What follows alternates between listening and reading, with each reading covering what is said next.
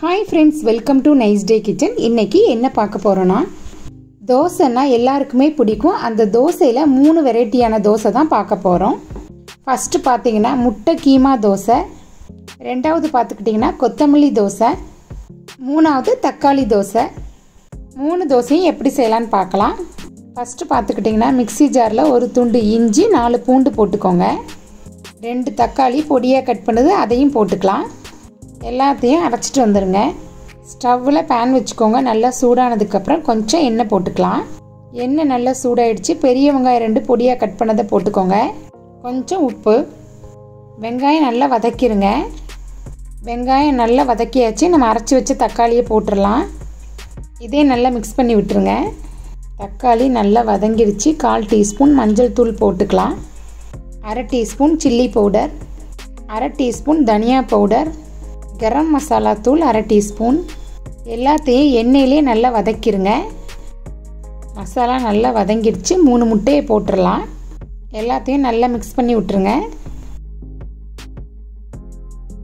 முட்டை நல்லா மிக்ஸ் பண்ணியாச்சு. லாஸ்ட்டாக கொத்தமல்லி இலை போட்டுடலாம். இதையும் நல்லா மிக்ஸ் பண்ணுங்கள். அவ்வளோதான், முட்டை கீமா ரெடி ஆயிடுச்சு. நெக்ஸ்ட்டு தோசை ஊற்றிடலாம். தோசைக்கல் நல்லா சூடானதுக்கப்புறம் வெங்காயத்தை இதே மாதிரி நல்லா தடவி விடுங்க. வெங்காயத்தை இதே மாதிரி நீங்கள் பண்ணிங்கன்னா தோசை ஒட்டாமல் நல்லா வருங்க.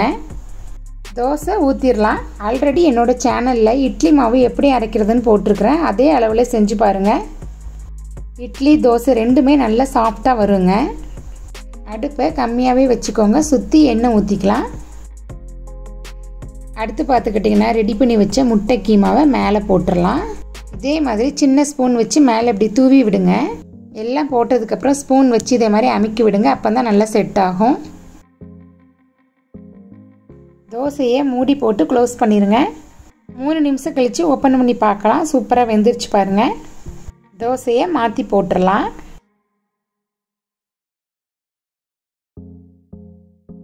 ரெண்டு பக்கம் இதே மாதிரி திருப்பி போடுங்க. அவ்வளோதான், சூப்பரான முட்டை கீமா தோசை ரெடி ஆயிடுச்சு. நெக்ஸ்ட்டு கொத்தமல்லி தோசை எப்படி செய்யலான்னு பார்க்கலாம். மிக்ஸி ஜாரில் 1 கப் கொத்தமல்லி இலையை நல்லா கழுவி பொடியாக கட் பண்ணி போட்டுருங்க. 2 பூண்டு, 2 பச்சை மிளகாய். உங்களுக்கு காரம் அதிகமாக வேணும்னா பச்சை மிளகாய் அதிகமாக சேர்த்துக்கலாம். ஜீரகப்பொடி 1 டீஸ்பூன்.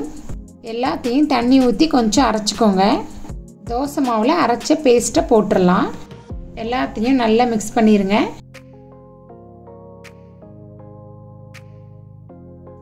மாவு ரெடி ஆயிடுச்சு. இப்போ நம்ம தோசை ஊற்றிடலாம்.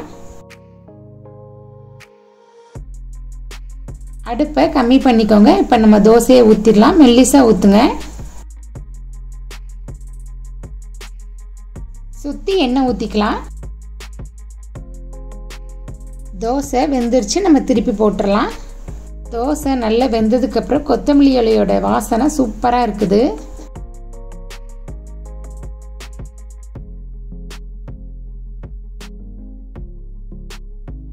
கொத்தமல்லி தோசை ரெடி ஆயிடுச்சு. அடுத்து பார்த்துக்கிட்டிங்கன்னா தக்காளி தோசை. மிக்ஸி ஜாரில் 3 வரமிளகாய் போட்டுக்கோங்க. 3 பூண்டு போட்டுக்கலாம். 3 தக்காளி பழம் கட் பண்ணது அதையும் போட்டுக்கலாம். ஜீரகப்பொடி 1 டீஸ்பூன் போட்டுக்கலாம். அரைச்சிட்டு வந்துடலாம். அரைச்ச தக்காளி பேஸ்ட்டை மாவில் போட்டுக்கலாம். நல்லா மிக்ஸ் பண்ணிடுங்க. நல்லா மிக்ஸ் பண்ணியாச்சு. இப்போ நம்ம தோசை ஊற்றிடலாம்.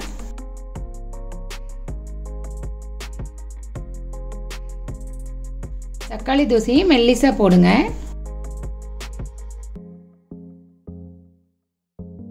தோசை கொஞ்சம் வெந்துருச்சு. எண்ணெய் போட்டுக்கலாம். தோசையை மாற்றி போட்டுக்கலாம். அவ்வளோதான், தக்காளி தோசை ரெடி ஆயிடுச்சு. உடனே இதே மாதிரி 3 தோசை செஞ்சு அசத்திடுங்க. கீமா முட்டை தோசைக்கு சைட் டிஷ்ஷே வேண்டாங்க, அப்படியே சாப்பிட்டுக்கலாம். மல்லி தோசைக்கும் தக்காளி தோசைக்கும் சூப்பரான சைட் டிஷ் தேங்காய் சட்னி தாங்க. எல்லோரும் இதே மாதிரி கண்டிப்பாக ட்ரை பண்ணி பாருங்கள். ரொம்ப டேஸ்ட்டாக இருக்கும்.